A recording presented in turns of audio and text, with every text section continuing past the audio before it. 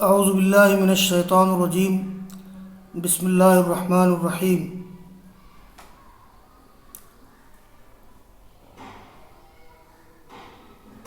Badie السماوات والارض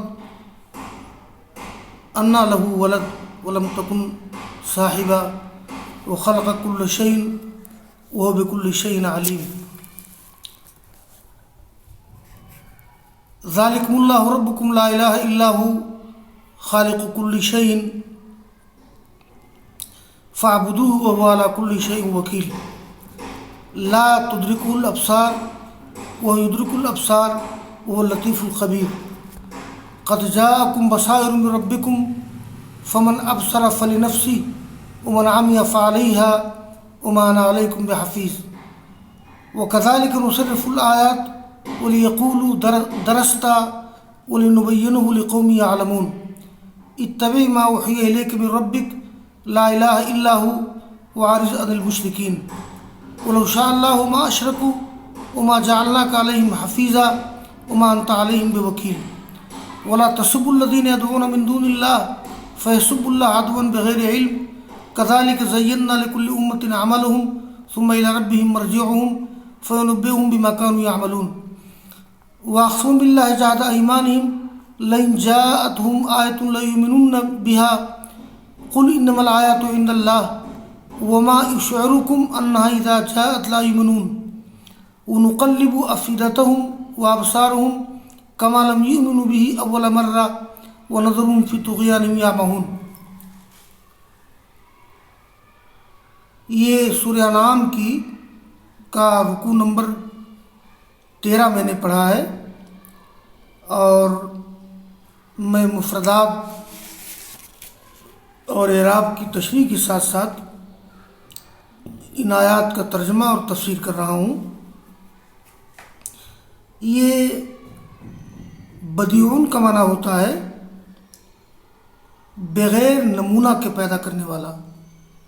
خالق میں اور بدیع میں فرق ہے۔ بدع یبدع بدعا ایجاد کرنا، بغیر نمونہ کی کوئی چیز بنانا، اور صاحبتن جمع صواحب بیوی، ساتھ رہنے والی۔ تو اللہ تعالیٰ بغیر نمونہ کے آسمان و زمین کو پیدا کرنے والا ہے۔ اس کے لیے اولاد کہاں سے ہوگی، اور اس کی کوئی بیوی نہیں ہے۔ اس نے ہر چیز کو پیدا کیا ہے، وہ ہر چیز کو جاننے والا ہے۔ ذالکم اللہ ربکم لا الہ الا هو خالق کل شیء فاعبدوه وعلی کل شیء وکیل۔ وہ ہے تمہارا رب، اس کے علاوہ کوئی معبود نہیں، وہ ہر چیز کو پیدا کرنے والا ہے، تو اس کی عبادت کرو، وہ ہر چیز کا نگراں ہے۔ وکیل کے معنی ذمہ دار، نگراں، جمع وکلا۔ لا تدرکہ الابصار وہ یدرک الابصار وہ لطیف الخبیر۔ یہ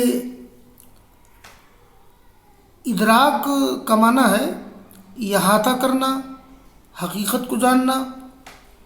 یہاں ایک بات طلبہ جان لیں، اگر ادراک رؤیت بصری کے معنی میں ہے تو اس کا تعلق دنیا سے ہوگا، اس لیے کہ دنیا میں اللہ تعالیٰ کو دیکھنا اگرچہ ممکن ہے لیکن واقع نہیں ہے۔ تو اگر ادراک رؤیت بصری کے معنی میں ہے تو اس کا تعلق دنیا سے ہوگا، اس لیے کہ قرآن و حدیث سے معلوم ہوتا ہے کہ مومنین آخرت میں اللہ کا دیدار کریں گے، مگر معتزلہ، خوارج اور بعض مرجئہ اس کے منکر ہیں۔ وہ آیات و حدیث کی تعویل کرتے ہیں۔ اور اگر ادراک احاطے کے معنی میں ہے تب تو ظاہر ہے کہ کوئی شخص اللہ تعالیٰ کی حقیقت کا ماہیت کا احاطہ نہیں کر سکتا ہے۔ اس کے دو معنی ہیں۔ اور لطیف کے معنی ہوتے ہیں باریک بھی، لطفہ یلطف لطفاً و لطافتاً، باریک ہونا۔ خبیر خبر رکھنے والا، خبر اخبر خبراً و خبرتاً، تجربہ سے جاننا۔ دیکھیے، آنکھیں اس کا احاطہ نہیں کر سکتی ہیں اور وہ آنکھوں کا احاطہ کر سکتا ہے۔ آنکھیں اسے دیکھ نہیں سکتی ہیں دنیا میں، وہ سب کی آنکھوں کو دیکھتا ہے، دونوں ترجمہ کر سکتے ہیں، وہ باریک بھی باخبر ہے۔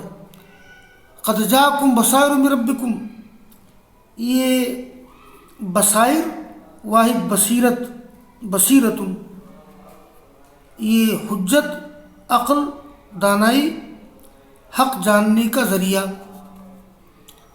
تو یہ دانائی کی بات ہے۔ تو ابصرہ، ابصرہ کا مطلب ہوتا ہے کہ جس نے ہوشیاری کا ثبوت دیا، تو تمہارے پاس تمہارے رب کی طرف سے نصیحت کی باتیں آئی ہیں۔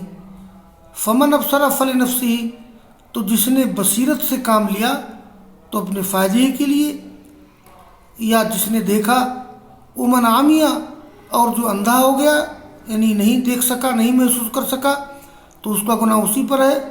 وما انا علیکم بحفیظ، اور میں تمہارا نگراں نہیں ہوں۔ وکذالک نصرف الآیات ولیقولوا درست، یہ درست، یہ ایسے ہی ہم آیات کو کھول کھول کر بیان کرتے ہیں تاکہ لوگ کہیں کہ تم نے تو پڑھا ہے، یعنی آپ اس طرح سے آیات کو بیان کرتے ہیں کہ لوگ کہیں گے کہ آپ نے پڑھا ہے، جیسا کہ ان کا الزام تھا۔ وَلِنُبَيِّنَهُ لِقَوْمٍ يَعْلَمُونَ، اور تاکہ ہم اس کی وضاحت کریں ان لوگوں کے لیے جو جاننے والے ہیں۔ اتبع ما اوحی الیک من ربک لا الہ الا هو واعرض عن المشرکین، یہ اے نبی پیروی کیجیے اس چیز کی جو وہی آپ کی طرف کی گئی ہے تمہارے رب کی طرف سے، اللہ کے علاوہ کوئی معبود نہیں، اور آپ مشرکین سے اعراض کیجیے۔ مطلب یہ ہے کہ ان پر دھیان نہ دیجیے، ان کی تکلیفوں پر، ان کی گالیوں پر، جو کچھ آپ کے ساتھ سلوک کرتے ہیں درگزر کیجیے۔ وَلَوْ شَاءَ اللَّهُ مَا أَشْرَكُوا وَمَا جَعَلْنَاكَ عَلَيْهِمْ حَفِيظًا وَمَا أَنْتَ عَلَيْهِمْ بِوَكِيلٍ۔ یہ یہاں ایک بات ملحوظ ہے کہ مشیت کی دو قسمیں ہیں، ایک ہے مشیت تکوینی، ایک ہے مشیت تشریعی۔ یہ یہاں مشیت تکوینی مراد ہے، یعنی اللہ تعالیٰ کو ایسی قدرت حاصل ہے کہ جو چاہے کر سکتا ہے، یہ اس کی مشیت تکوینی ہے۔ اور ایک ہے مشیت تشریعی، یعنی یہ شرعی طور پر اس کی کیا مشیت ہے، اس کی کیا رضامندی ہے، وہ دوسری چیز ہے۔ تو یہاں مشیت تکوینی مراد ہے، یعنی اگر چاہتا تو ان سے شرک کرنے کی صلاحیت چھین لیتا، مگر اس نے انسان کو حق اور باطل دونوں کو قبول کرنے کی صلاحیت دی ہے، جیسا کہ قرآن میں ہے وَنَفْسٍ وَمَا سَوَّاهَا فَأَلْهَمَهَا فُجُورَهَا وَتَقْوَاهَا، نفس کی قسم اور اس کے پیدا کیے جانے کی، اللہ تعالیٰ نے نفس کے اندر فسق و فجور و تقوی کی صلاحیت ڈال دی ہے۔ تو یہاں لوگوں کو دھوکہ ہو جاتا ہے، یہ مشیت تکوینی مراد ہے۔ اگر اللہ تعالیٰ چاہتا تو وہ لوگ شرک نہ کرتے، کیا مطلب؟ یعنی اللہ تعالیٰ ان سے شرک کرنے کی صلاحیت کو چھین لیتا۔ وما جعلناک علیہم حفیظا، اور آپ کو ہم نے ان کا نگراں نہیں بنایا ہے۔ وما انت علیہم بوکیل، آپ ان کے ذمہ دار نہیں ہیں۔ ولا تسبوا الذین یدعون من دون اللہ فیسبوا اللہ عدوا بغیر علم، یہ یہاں ایک بات یہ کہی جا رہی ہے کہ دیکھیے جیسے تعلیم دی جا رہی ہے کہ ہم یہ کفار و مشرکین کے معبودوں کو، ان کی دیوی دیوتاؤں کو برا بھلا نہ کہیں۔ اصل میں ایک چیز تو ہے یہ توحید کا پرچار کرنا، شرک کی تردید کرنا کہ اللہ کے علاوہ کوئی مدد نہیں کر سکتا، یہ دوسری چیز ہے۔ اور یہ کہ یہ مشرکین کے معبودوں کو برا بھلا کہنا یہ درست نہیں ہے۔ اس کا انجام کیا ہوگا؟ ہم مشرکین کے معبودوں کو برا بھلا کہیں گے، وہ اللہ تعالیٰ کو برا بھلا کہیں گے۔ تو اسی کا ذکر کیا جا رہا ہے۔ اور گالی نہ دو ان لوگوں کو جن کو وہ لوگ پکارتے ہیں اللہ کے علاوہ، فیسب اللہ عدوا بغیر علم، تو وہ اللہ کو گالی دینے لگیں گے، یہ ذاتی کرتے ہوئے بغیر علم کے، کذالک زینا لکل امت عملہم، ہم نے ایسے ہی ہر امت کے لیے ان کے عمل کو مزین کیا، ثم الی ربہم مرجعہم، پھر اپنے رب کی طرف ان کا لوٹنا ہے، فینبئہم بما کانوا یعملون، تو اللہ تعالیٰ ان کو باخبر کرے گا اس عمل سے جو کرتے تھے۔ واقسموا باللہ جہد ایمانہم، یہ جہد ایمانہم جو ہے یہ مفعول مطلق ہے اقسموا کا، یا حال ہے اس کی ضمیر سے مجتہدینہ کے معنی میں، یعنی یہ انہوں نے بڑے زور و تاکید سے قسم کھائی۔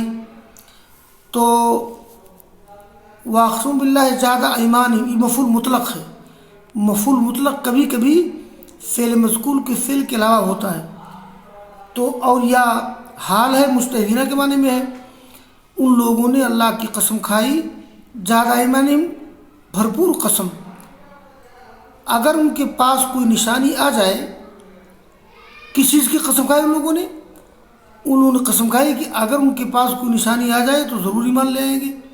کہہ دو انما الآیات عند اللہ، نشانیاں تو اللہ کے پاس ہیں، وما یشعرکم، یہ وما یشعرکم تمہارے بارے میں کیا چیز بتائے گی، تمہیں اس کی کیا خبر ترجمہ کریں گے، یعنی تمہیں کون اس سے بتائے گا کہ انہا اذا جات، جب نشانیاں آ جائیں تو وہ ایمان نہیں لائیں گے۔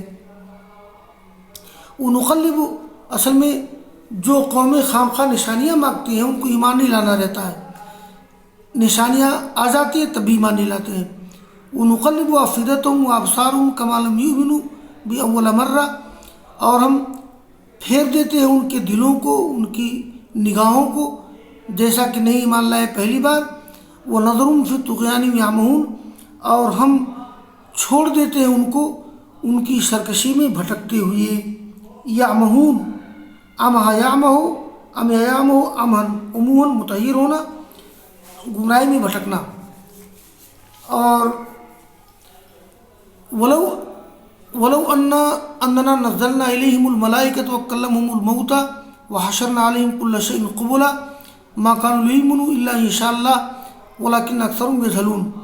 وکذلک جعلنا لکل امۃ عدوا شیاطین الانس والجن یوحی بعضهم الی بعض زخرف القول غرورا ولو شاء ربک ما فعلوه فذرهم وما یفترون ولتصغى الیہ افئدۃ الذین لا یؤمنون بالآخرہ ولیرضوه ولیقترفوا ما هم مقترفون افغیر اللہ ابتغی حکما وهو الذی انزل الیکم الکتاب مفصلا والذین آتیناهم الکتاب یعلمون انه منزل من ربک بالحق فلا تکونن من الممترین وتمت کلمۃ ربک صدقا وعدلا لا مبدل لکلماتہ وهو السمیع العلیم وإن تطیع اکثر من فی الارض یضلوک عن سبیل اللہ ان یتبعون الا الظن وانهم لا یخرصون ان ربک هو اعلم من یضل عن سبیلہ وهو اعلم بالمہتدین فکلوا مما ذکر اسم اللہ علیہ ان کنتم بآیاتہ مؤمنین۔ یہ رکن نمبر 14 میں نے پڑھا ہے، یہ ایک لفظ آیا ہے قبلا، تو قبلاً مقابلاً کے معنی میں آمنے سامنے، روبرو، اور یہ لفظ استعمال ہوا ہے۔ اور اگر ہم ان کی طرف نازل کرتے فرشتوں کو اور فرشتے بات کرتے مردوں سے، الموتا واحد میت، اصل میں یہ میت کی جمع اموات اور موتا، یہاں مراد کافر ہے۔ اور اگر ہم نازل کرتے ان کی طرف فرشتوں کو اور وہ لوگ مردوں سے بات کرتے، وحشرنا علیہم کل شیء، اور ہم ان پر قبر سے اٹھا دیتے ہر چیز کو، روبرو، آمنے سامنے، ما کانوا لیؤمنوا، پھر بھی ایمان لانے والے نہیں تھے وہ لوگ، الا ان شاء اللہ، مگر کہ اللہ تعالیٰ چاہے، ولکن اکثرهم یجہلون، لیکن اکثر لوگ ناواقف ہیں۔ وکذالک جعلنا لکل نبی عدوا شیاطین الانس والجن یوحی بعضهم الی بعض زخرف القول، یہ زخرف القول یوحی کا مفعول بہ ہے، یہ زخرف القول کے معنی ہوتے ہیں، یہ चिकनी चिपड़ी बात, खूबसूरत बात बज़ाहिर ठीक हो मगर अंदर दुरुस्त न हो। तो ये देखिए,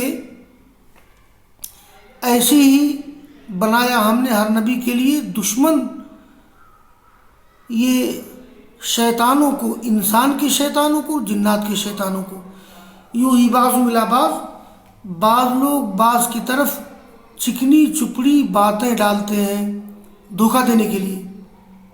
ये असल में ज़ुख़रुफ़ुल क़ौल कहते हैं, चिकनी चुपड़ी बात, खूबसूरत बात धोखा देने के लिए।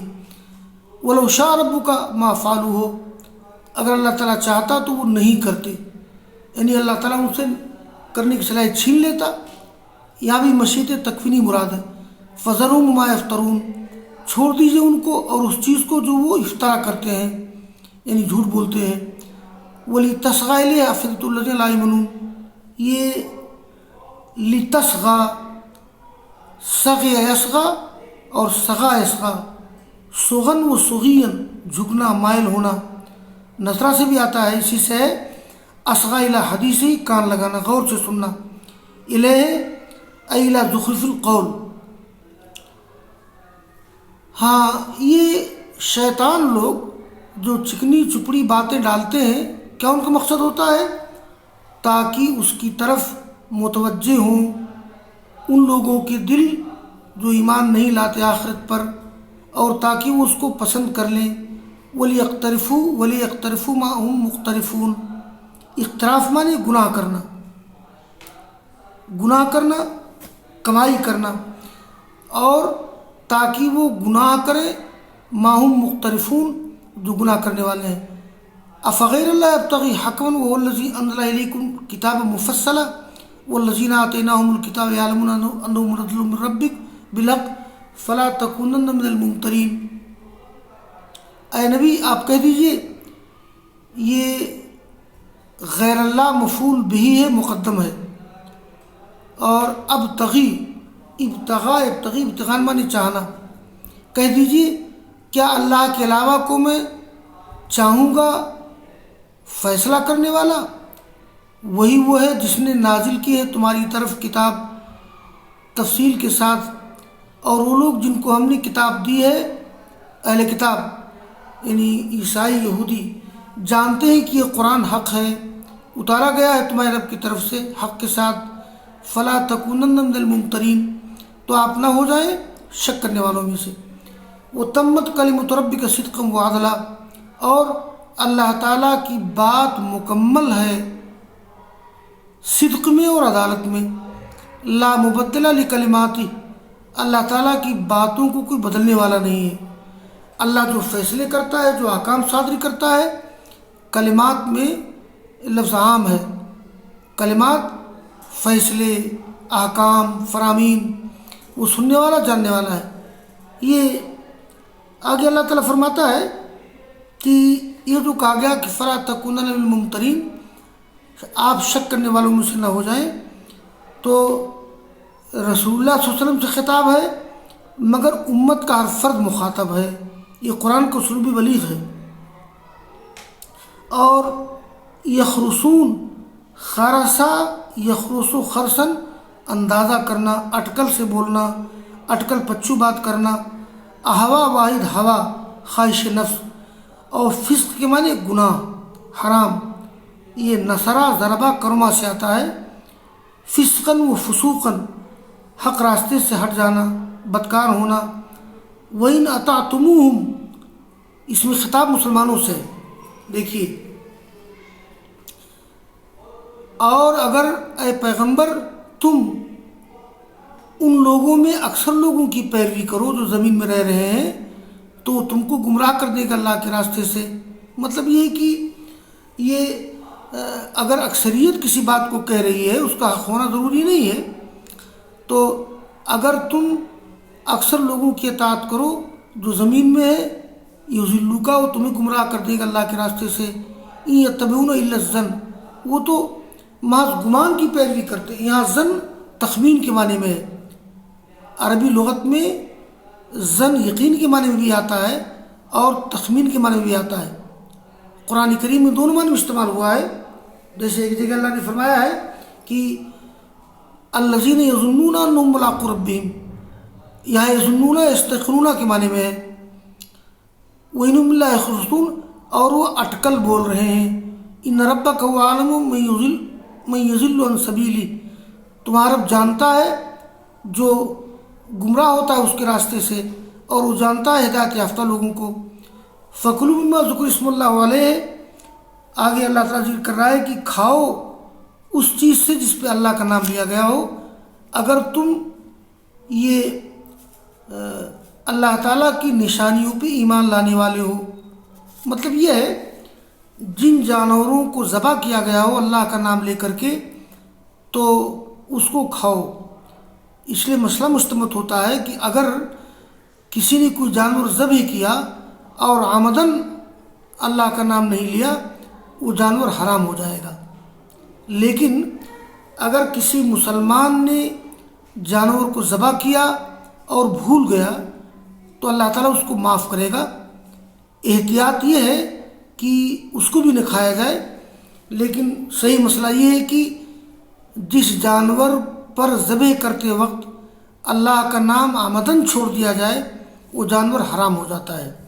اور جن جانوروں پہ اللہ کا نام نہ لیا گیا ہو، غیر اللہ کا نام لیا گیا ہو، کسی بت کا، دیوی کا، دیوتا کا، کسی بزرگ کا، اگرچہ بسم اللہ کر کے ذبح کیا جائے لیکن کسی بزرگ کے نام سے ذبح کیا جائے اس کا کھانا حرام ہے۔ کھاؤ اس چیز سے جس پہ اللہ کا نام لیا گیا ہو اگر تم اللہ تعالیٰ کی آیات پر ایمان لانے والے ہو۔ وَمَا لَكُمْ أَلَّا تَأْكُلُوا مِمَّا ذُكِرَ اسْمُ اللَّهِ عَلَيْهِ وَقَدْ فَصَّلَ لَكُم مَّا حَرَّمَ عَلَيْكُمْ إِلَّا مَا اضْطُرِرْتُمْ، یعنی تمہیں کیا ہو گیا کہ تم نہیں کھاتے ہو جس پہ اللہ کا نام لیا گیا ہو؟ اللہ تعالیٰ نے تمہارے لیے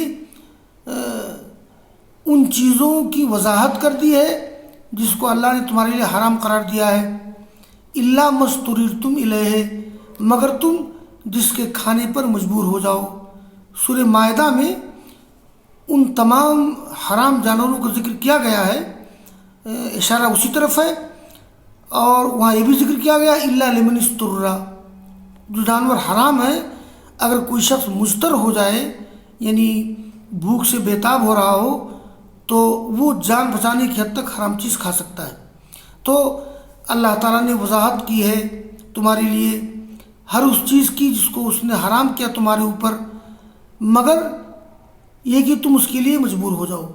وَإِنَّ كَثِيرًا لَيُضِلُّونَ بِأَهْوَائِهِمْ بِغَيْرِ علم، اور بے شک اکثر لوگ گمراہ کرتے ہیں یہ اپنی خواہشات کے ذریعہ بغیر علم کے۔ ان ربک هو اعلم بالمعتدین، یہ المعتدین واحد معتدی، تمہارا رب زیادہ جاننے والا ہے سرکش لوگوں کو۔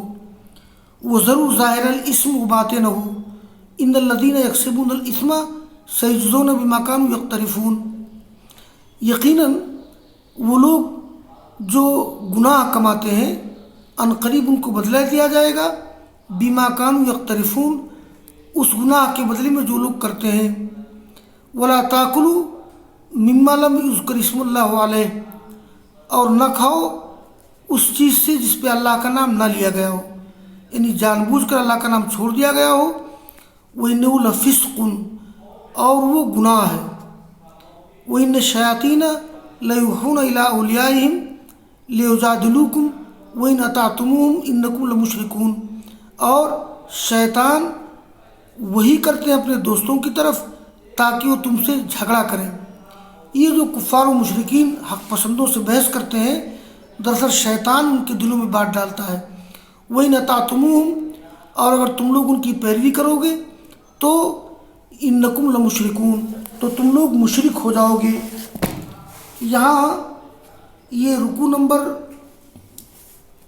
14 ختم ہو گیا ہے۔ میں یہاں ایک چیز کا ذکر کر دوں، یہ جو میں نے ذکر کیا ہے کہ وَمَا لَكُمْ أَلَّا تَأْكُلُوا مِمَّا ذُكِرَ اسْمُ اللَّهِ عَلَيْهِ وَقَدْ فَصَّلَ لَكُم مَّا حَرَّمَ عَلَيْكُمْ إِلَّا مَا اضْطُرِرْتُمْ إِلَيْهِ، دیکھیے یہ سورہ انعام میں بھی حرام جانوروں کا ذکر آگے ہو رہا ہے، جس کی تفصیل اسی سورہ میں آگے آ رہی ہے اور پہلے بھی گزر چکی۔ اس کے علاوہ بھی اور صورتوں نیز احادیث میں محرمات کی تفصیل بیان کر دی گئی ہے۔ اس کے علاوہ ان کے علاوہ باقی جانور حلال ہیں، اور حرام جانور بھی عند الاضطرار سد رمق کی حد تک، جان بچانے کی حد تک جائز ہے۔ یہ جو آیت آئی ہے کہ یعنی آمدن اللہ کا نام جس جانور پر نہ لیا گیا ہو ان کا کھانا فسق اور ناجائز ہے۔